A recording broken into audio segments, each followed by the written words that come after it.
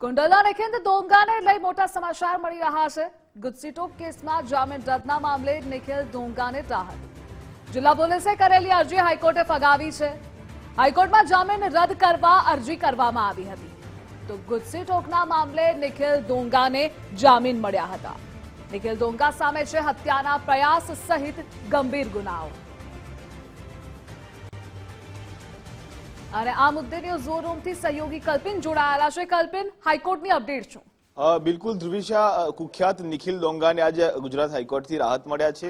ખાસ કરીને મહત્વની વિગત એ પ્રમાણે છે કે રાજકોટ જિલ્લા પોલીસ દ્વારા વર્ષ 2024 એટલે કે 6 ફેબ્રુઆરી 2024ના રોજ નિખિલ દોંગાને જે છે તે જામીન મળ્યા હતા। ગુજસીટોકના જે ગંભીર ગુનાઓ છે તે ગંભીર ગુનાઓમાં નિખિલ દોંગાને ગુજરાત હાઈકોર્ટે જામીન આપ્યા હતા। આ જ જામીન જે છે તે રદ કરવા માટે રાજકોટ જિલ્લા પોલીસ ગુજરાત હાઈકોર્ટના શરણે પહોંચી હતી, પરંતુ તેમના જે ગ્રાઉન્ડ્સ હતા તે ગુજરાત હાઈકોર્ટની અંદર ટકવાપત્ર ન હોવાની વિગતો જે છે તે સામે આવી હતી ને આખરે ગુજરાત હાઈકોર્ટે આ રાજકોટ જિલ્લા પોલીસ છે તે તેમની જે જામીન રદ કરાવવાની અરજી છે તે ફગાવી દીધી છે। મહત્વની વાત એટલા માટે છે કે નિખિલ દોંગા ઉપર હાલના તબક્કામાં લૂંટ ધાડ સહિત હત્યાના પ્રયાસ સહિતની જે ગંભીર ગુનાઓ છે તે નોંધાયેલા છે। અગાઉ પણ આ નિખિલ દોંગા છે તે ભુજની હોસ્પિટલમાંથી પોલીસને હાથ તાળી દઈને ફરાર થઈ ગયો હતો। ત્યારબાદ સ્થાનિક પોલીસને સ્થાનિક એલસીબી દ્વારા તેને ઉત્તરાખંડ ખાતેથી ધરપકડ કરવામાં આવી હતી, પરંતુ હાલ નિખિલ દોંગાને આ રાહતના સમાચાર કહી શકાય, કારણ કે